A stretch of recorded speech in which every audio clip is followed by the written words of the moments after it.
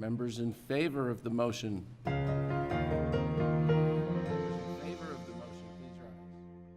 And now that the election results are final, so begin the analysis surrounding how Arizonans voted this midterm. For more, I'm joined by Dylan Smith, editor and publisher of the Tucson Sentinel, and Dan Shear, editor of the Green Valley News and Sahuarita Sun. My thanks to both of you for being here. Dan, I want to start with you. Last time you were on the program, you hesitated to say whether or not the midterm was the beginning of a blue wave. Yeah, I think actually I said it wasn't a blue wave, and I don't think it is, even though there were certainly gains in Arizona. I don't think that we're going to know, maybe even after the 2020 election, whether there's a true blue wave in Arizona. The Democrats did very well this time. I wonder if it is a reaction to President Trump. I wonder if the same people who voted for him but wouldn't tell us in 2016 this time around did not vote for Republicans because of him and also won't tell us. Dylan, we have a much more executive or diverse executive office than we ever have before. Does that indicate what Dan is saying? Is it perhaps it's coming but later?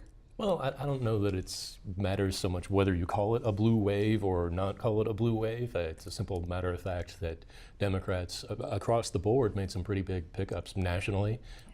Taking the House of Representatives 40 seats, I believe it is now, with I think maybe one more race that's still undecided. Picking up seats in the Arizona House where they're just one seat shy. So, they picked up a few there, and taking statewide offices for the first time in quite a while. The U.S. Senate seat most prominently, but the Secretary of State office, which is essentially the second in command in the state, and the Superintendent of Public Instruction, a seat on the Corporation Commission, which is among the most powerful offices in the state, and pretty much, as we always harp on every election, people don't pay enough attention to that really fourth branch of government in Arizona. Absolutely. And all this, of course, is not unusual for a midterm. The person who's in the White House usually loses. And the fact is that the Republicans still are in control in Arizona. And so we have to remember that. How significant is it that we finally have more diversity at the state level, though?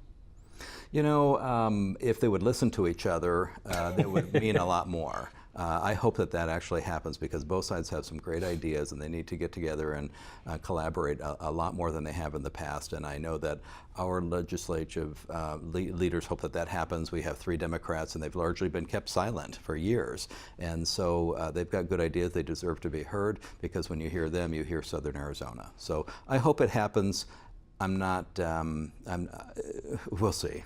I think it was just a decade ago that maybe even a majority, but a significant number of Arizona statewide offices were held by women, and now that's the case again.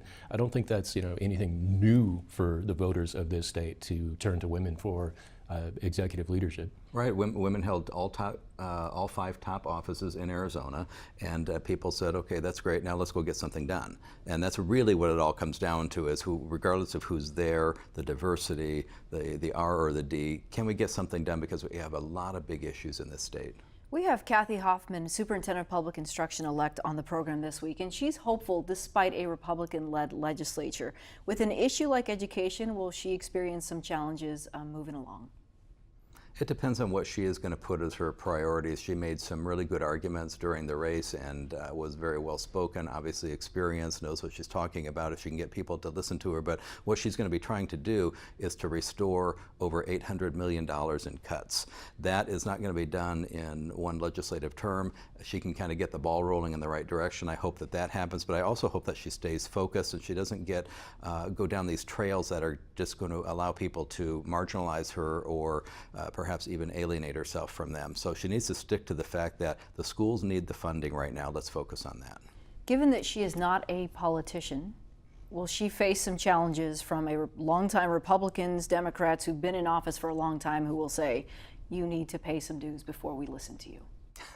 That's always the case, but once the voters have spoken and you're in that kind of office, that's not just a state legislator where you can be expected to have to serve in a committee that maybe you don't like and that kind of thing. That is an executive office, the top schools person in Arizona. Education was the headline at the end of the last session. What will it be moving into this one?